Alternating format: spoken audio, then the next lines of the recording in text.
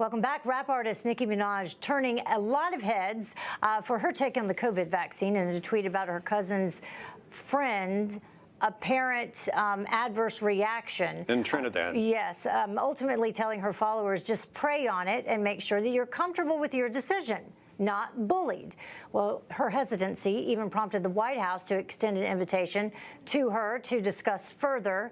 Let's bring back in Stacy Washington for her reaction on all of this. So the bottom line is Nicki Minaj blocked, I think it was, on Twitter because of her stance on, that people should be able to make their own decisions. Yeah, so I was up in the middle of the night, couldn't sleep. Unfortunately, grabbed my phone and caught some commentators live streaming about this. And I was like, Nicki Minaj, because, as a mom of teenagers and now they're young adults, I really have had a problem with Nicki Minaj's content. It's highly sexualized, and it really, it's the antithesis of what a parent would want their child to kind of ascribe to. Mm-hmm. But the fact that, the woman, whatever the content is, she is extraordinarily popular, and she's a cultural influencer. And so for her, I think on Instagram alone, she has millions, like an outrageous number of followers. So she has the ability to sway opinions. And she is a pretty reliable Democrat. I mean, she's not really political, but, you can assume that she's a Democrat. So when she came out with this story, which, by the way, the CDC nor the White House has actually debunked, they haven't actually said anything about the particular individual who had the adverse reaction. They haven't talked about how they've reached out to this person or their doctor or documented or even tried to validate the claim. All they're doing is basically smearing her. But I have to say, so Bob and Heather, did you expect them to go this hard at her with her being a global Democrat? Like, don't you feel like a little bit of immunity? Yet they're ripping her to shreds. Yeah. So I have 2 words for the CDC and the White House: Tuskegee experiment. That's why we Black folk are a bit hesitant.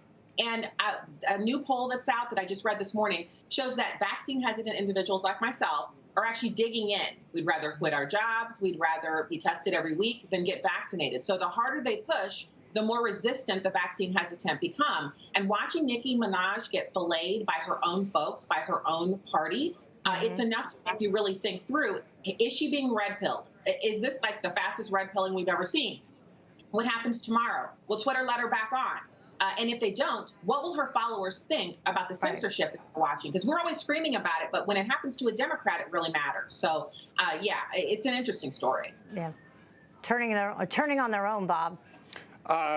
Yeah, I think the interesting thing is when she has such a big following, and let's say what she said was what she was told by her cousin or somebody. Right. She has the right to put that out there. Let's say it's wrong. Then anybody else, any doctors or anything, can go out there and say, by the way, 21 million people, that's not correct, and this is what is correct. And it's like, maybe more people find that out. Maybe the ultimate, the end of this, more people gain in their health. And she has said she's not anti-vax.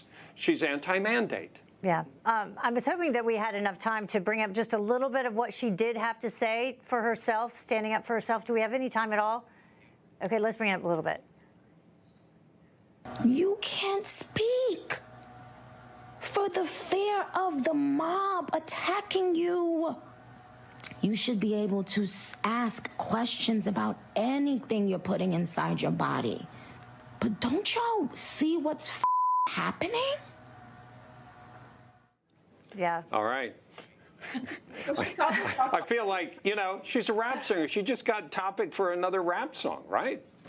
Yeah, she calls herself Barbie, and she has a whole subset of her fans that have organized around that concept, and they call themselves Barbs. And there are a million of them, millions, I should say, millions, tens of millions of them. And so what she's doing here is she's asking the same questions that a lot of people would ask, only she's actually outside of the political questioning. She's actually asking as a person. Can't I just ask? That's right. And that's why the communication, you got to let it be out there. Stacy, it's great to see you again. Look forward to seeing you again soon. Yeah, thanks, guys. Thanks. All right, coming up, more of American Agenda, including a look at what's trending in addition to that on social media.